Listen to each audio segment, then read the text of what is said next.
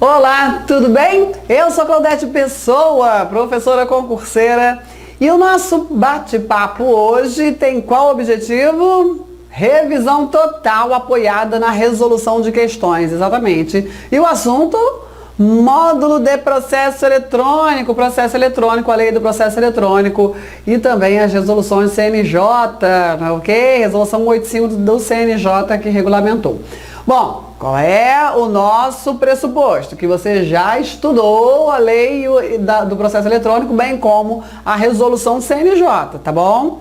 Depois, outro ponto muito importante, nós vamos aqui fazer uma bela revisão. O meu objetivo não está no volume, né, no quantitativo de questões, e sim na qualidade de revisão, ok? Da revisão que faremos a partir deste momento. E aí, vamos lá, topa os desafios concurseiros. Ah, importante, trouxe questões de várias bancas que abordam este assunto dentro de um mesmo perfil. Tem uma abordagem muito semelhante, ok?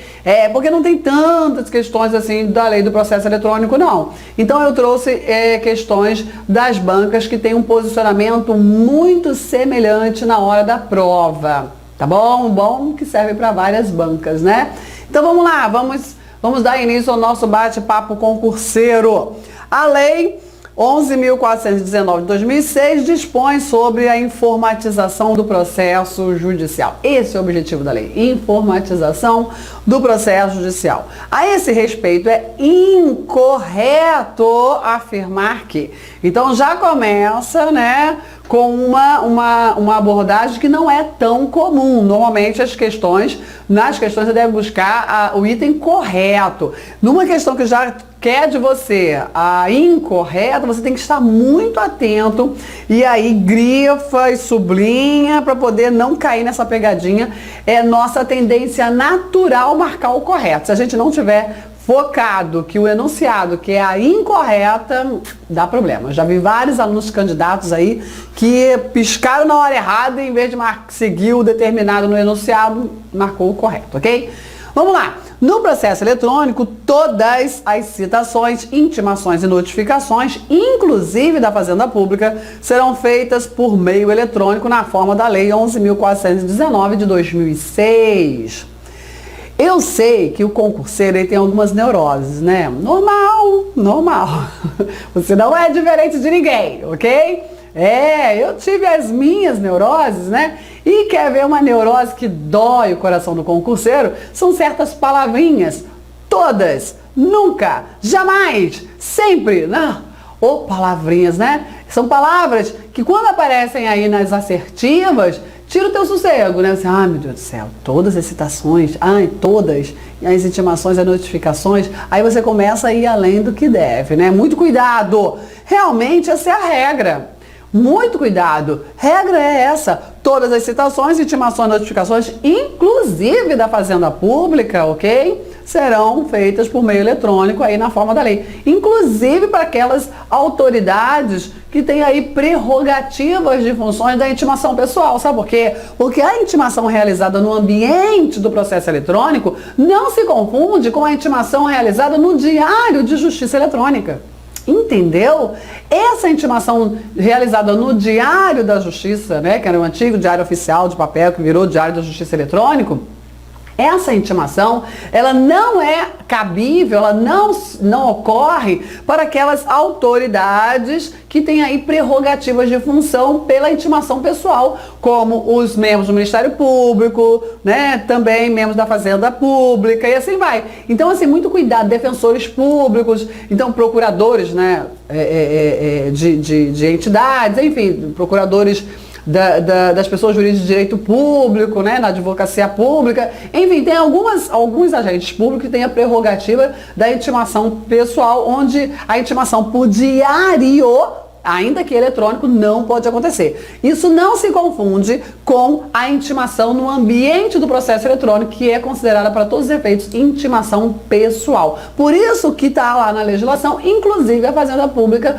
todas as citações, intimações e notificações sim serão realizadas ali por meio eletrônico, correta. Mas Claudete tem exceção, né? E se o sistema estiver indisponível, né? Eu sei que tem exceção. Mas aqui não está se falando da exceção. E aí tá perfeito. Cuidado para não trazer para a questão algo que vai além do que o examinador quer. Muito cuidado, muito cuidado. Vamos lá. Serão consideradas, isso está no artigo 9º, ok? Artigo 9º da lei. Serão consideradas vista pessoal do interessado para todos os efeitos legais, as citações, intimações, notificações e remessas que viabilizem o acesso à íntegra do processo correspondente. Olha lá, o que é vista pessoal? Imagina que o promotor de justiça, ele precisa ter vista pessoal do processo. O advogado também vista pessoal para realizar a defesa, exemplo, ok? E que é vista pessoal? É ter acesso ao processo integralmente, ok? Antigamente no processo físico, ainda existe, né? Não acabou o processo físico, você sabe disso. O grande volume no judiciário brasileiro ainda é do processo físico, ok? Ter vista pessoal é pegar o processo, né? E ali, ó, analisar. Isso é vista pessoal. Ok? E no mundo eletrônico, no meio eletrônico, no processo eletrônico, o acesso à íntegra, né? Do processo, ainda que em ambiente eletrônico, é considerada vista pessoal, ok? Eu sei que para os mais jovens isso é tão óbvio, sabe? Isso é tão óbvio, mas o pessoal mais antigo não, teve que estar bem explicadinho, não tá bom?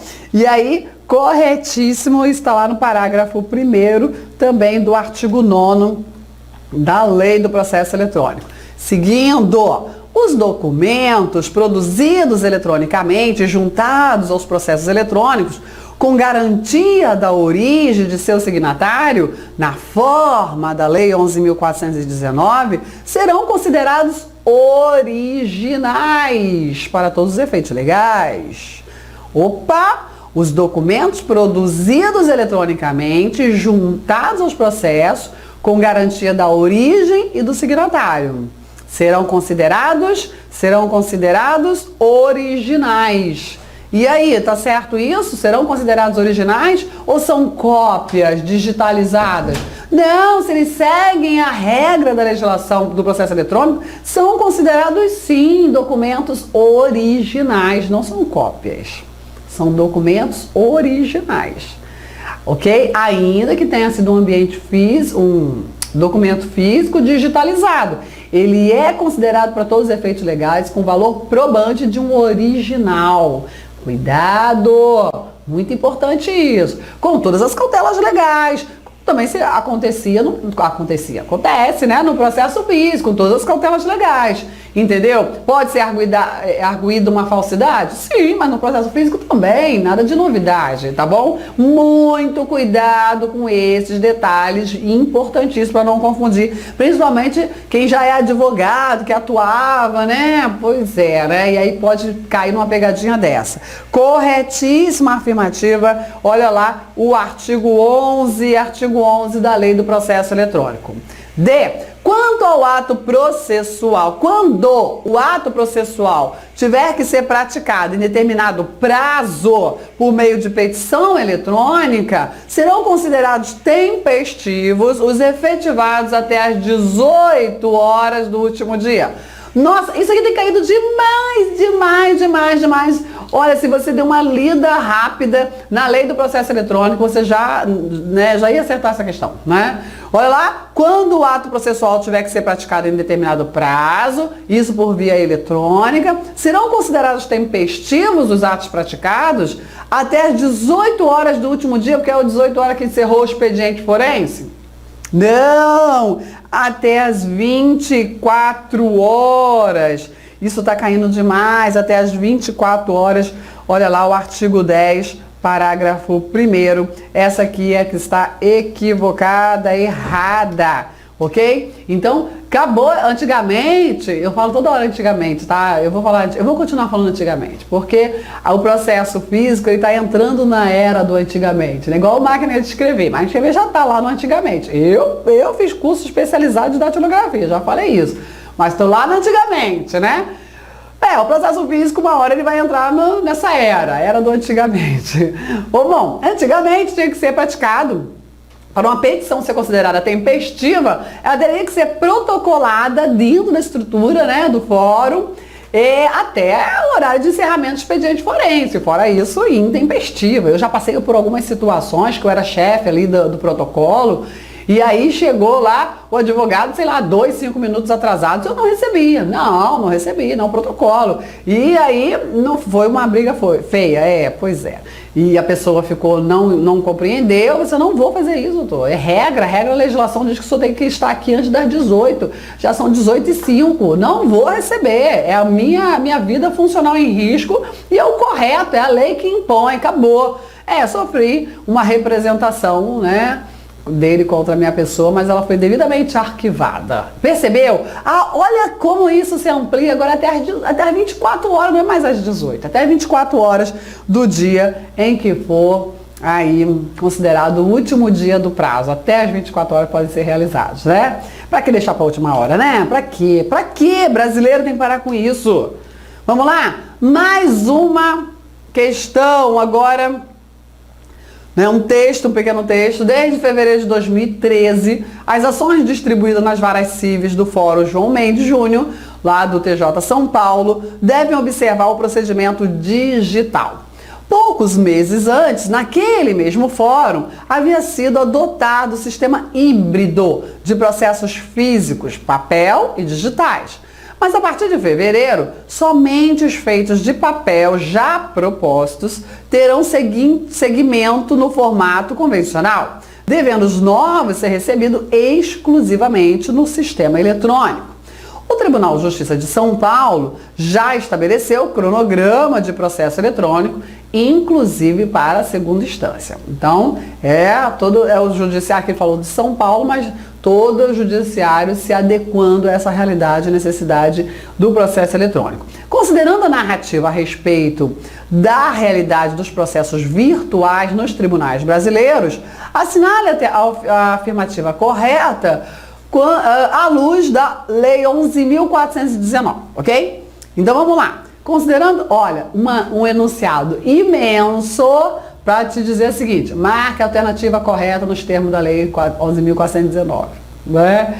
Então, muito cuidado com esses enunciados, que às vezes a banca coloca um enunciado, floreia, enche, te assusta com o tamanho da questão, e na realidade a questão é desse tamanhinho, só tem aí um texto imenso para nada, né? São considerados, olha lá que eu falei para você, são considerados tempestivos os atos praticados por petição eletrônica até as 24 horas do último dia do prazo determinado aí para para tal, né? Meu Deus, qual é a correta, né? A cenário afirmativa correta, a gente acabou de ver. Pois é, a afirmativa correta é essa, né? Acabei de falar. Vamos ver o erro das demais? Isso você já sabe, né? Está no 10, parágrafo 1º. Vamos ver o problema das demais afirmativas. Os atos processuais dos processos eletrônicos poderão ser assinados digitalmente ou por meio de assinatura do signatário aposta no final do documento. Hein? Que história é essa de assinatura, né, do signatário aposta no final do documento, né? Não, é assinatura digital, não é desse jeito, né? O que mais? Isso está lá no artigo 4º, parágrafo 1º. C. As publicações eletrônicas na forma do Diário de Justiça Eletrônico não substituem outros meios de publicação oficial que devem ser realizados para que surtam os efeitos legais. Não substitui, ou seja, está dizendo que a publicação no Diário Eletrônico, de Justiça Eletrônico, não é suficiente, né? Esse não aqui está errado, né? Lógico que substitui sim outros meios de publicação oficial, não precisa mais de publicar no papel, entendeu? O que mais?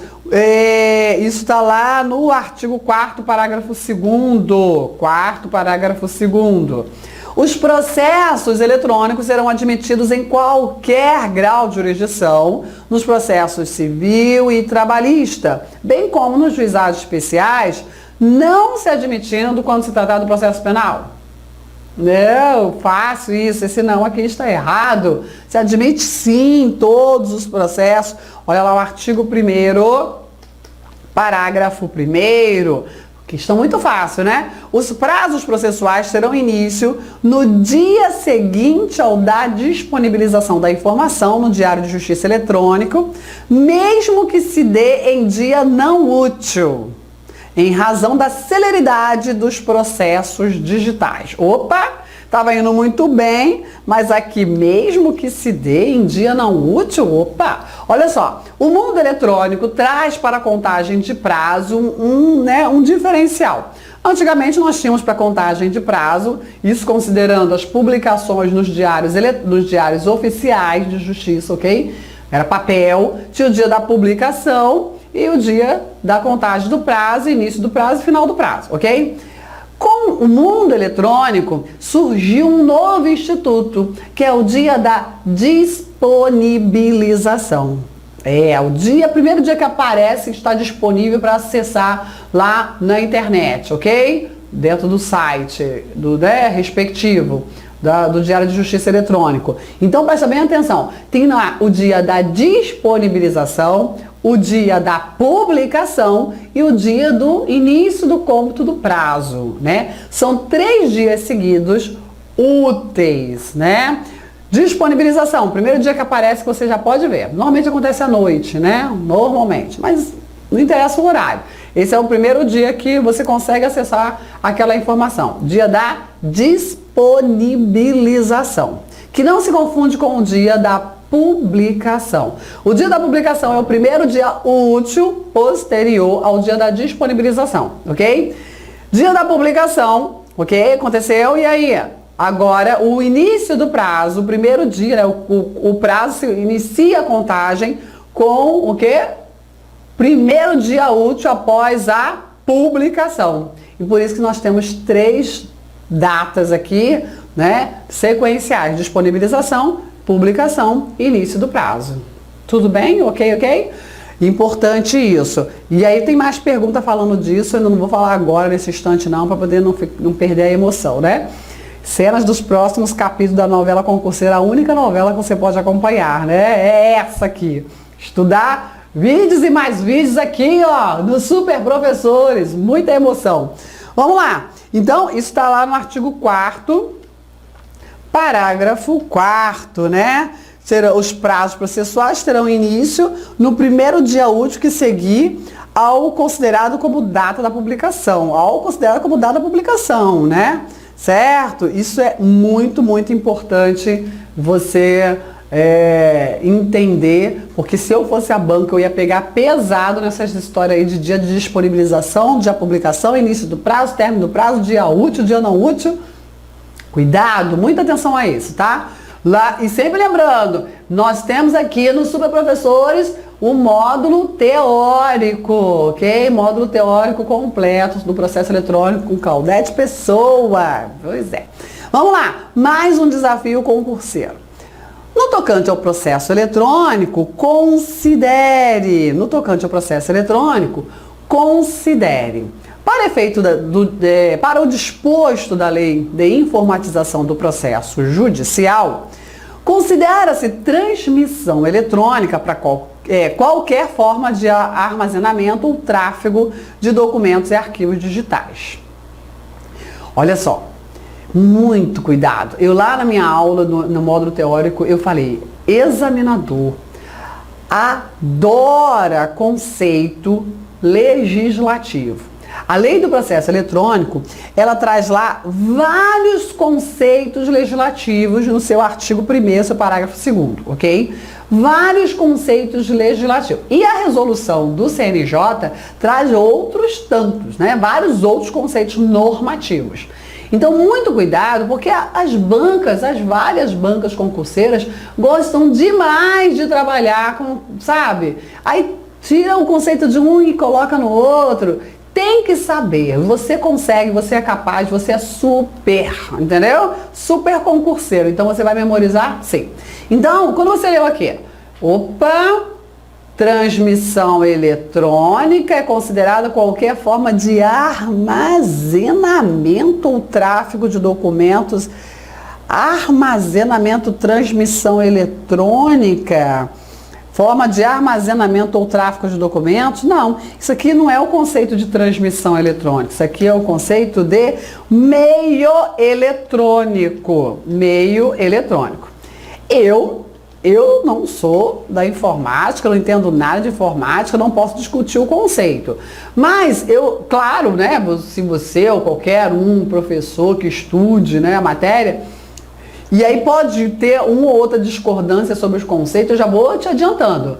Não vamos entrar na construção de uma tese contrária à disposição legislativa. Esquece isso. Examinadora define, né, qual é o correto, e o correto é o que está na lei, e o que o legislador disse está certo e acabou, e é assim que você tem que encarar a prova. Por que eu estou falando isso? Porque muitas vezes eu vejo candidatos querendo debater com o examinador, sabe? Não, filho, não, ainda mais que o conceito que ele se apoiou está na lei. Ah, mas o legislador errou, mas só quem pode consertar o erro é o próprio legislador, entendeu? Então você tem que ficar muito atento a esses detalhes. Então está errado dizer que transmissão eletrônica, isso aqui na realidade é o meio eletrônico. Meio eletrônico considera-se como qualquer forma de armazenamento.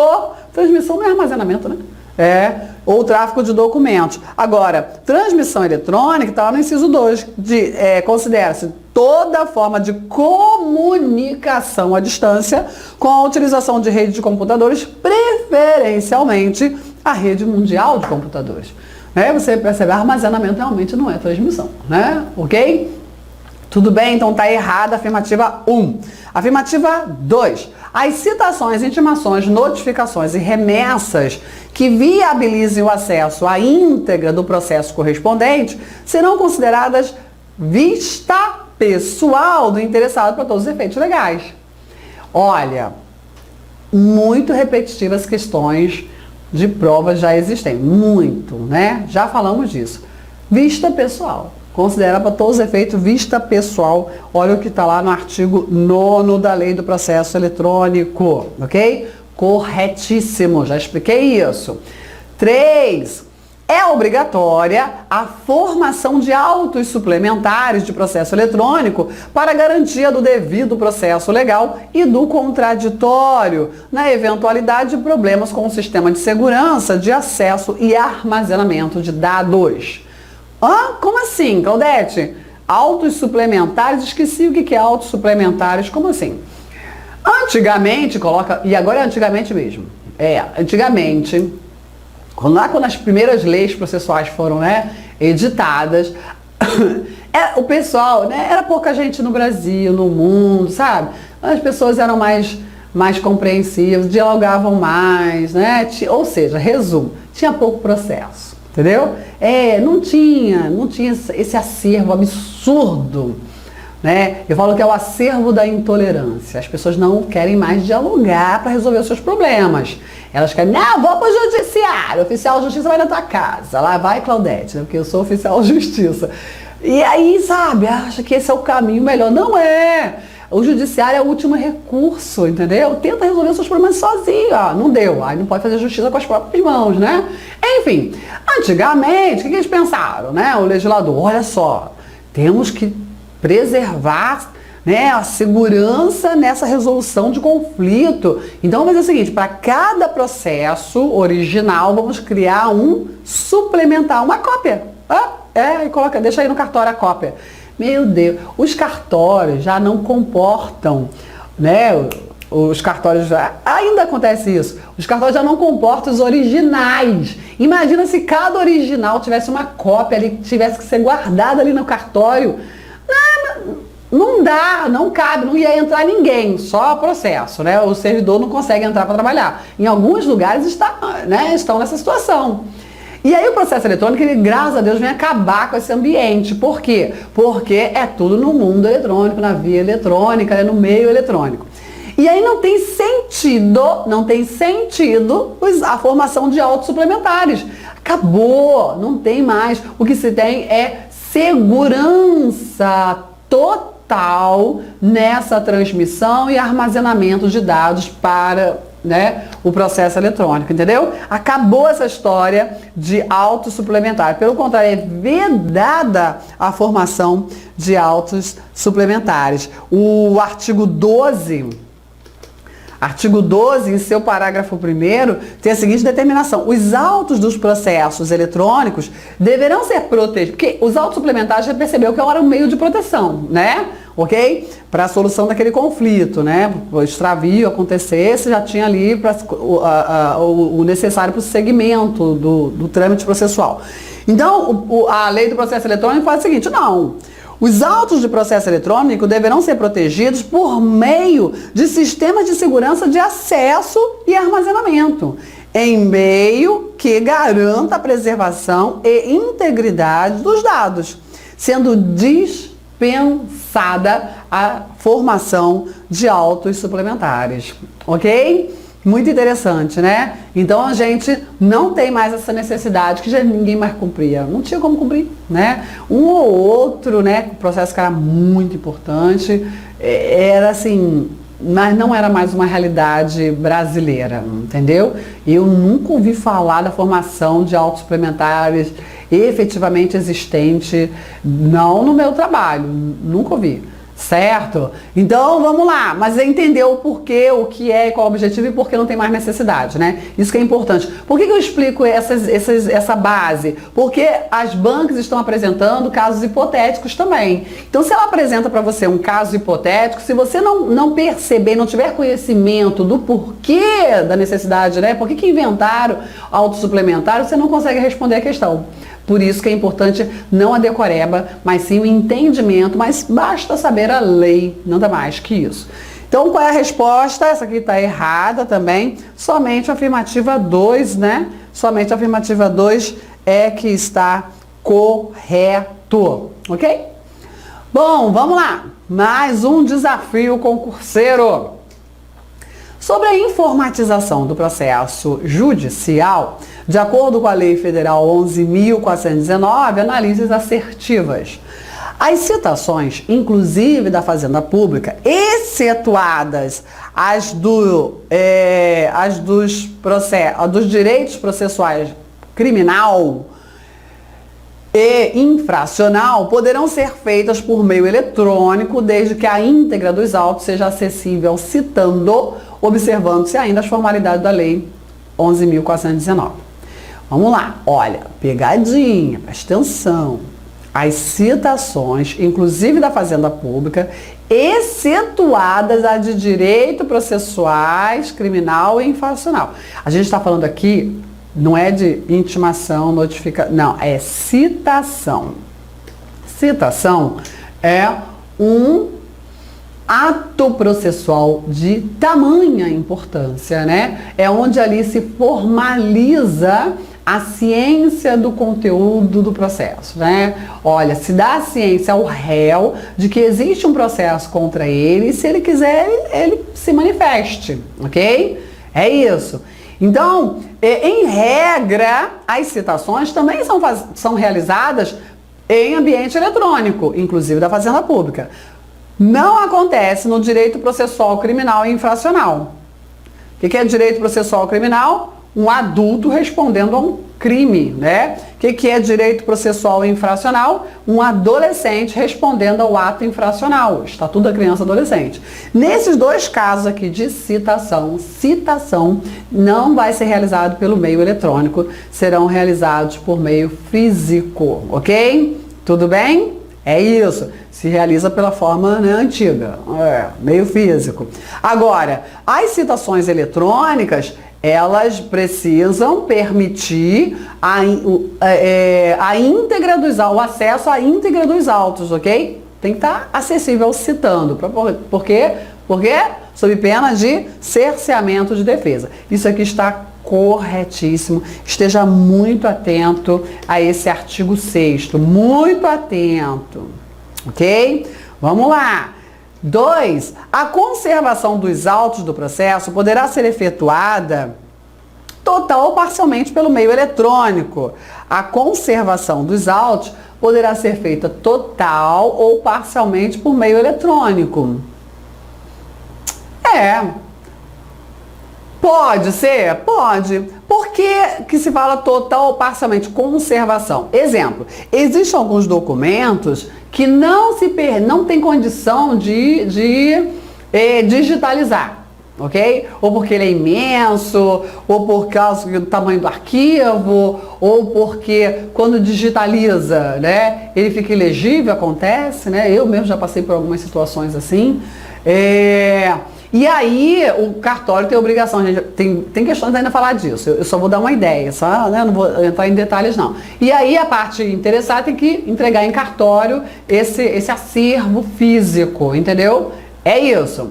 Bom, então por isso que a conservação dos autos do processo, ele não vai ser sempre 100% eletrônico, né? Porque pode acontecer de uma ou outra peça processual do processo eletrônico permanecer no ambiente físico, mas é uma peça do processo eletrônico.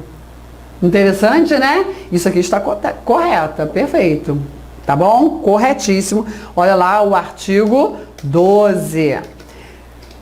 3. Considera-se como data, falei ainda agora, considera-se como data da publicação o segundo dia útil seguinte ao da disponibilização da informação no Diário de Justiça Eletrônico. Duvido você tendo aula com a tia Clau, com a Super Clau, que você vai estar se tornando aí um super concurseiro, que você vai errar uma questão dessa. Nunquinha, né? Porque não é no segundo dia útil, nada a ver, né?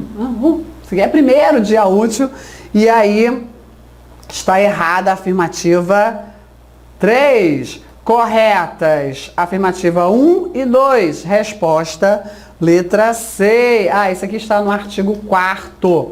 Artigo 4º, ok? Joinha? Tá indo bem? Se errar aqui, não tem problema. Aqui é treinamento, pode errar, né? Não é para ficar deprê. É para verificar, tem que prestar atenção mais nisso.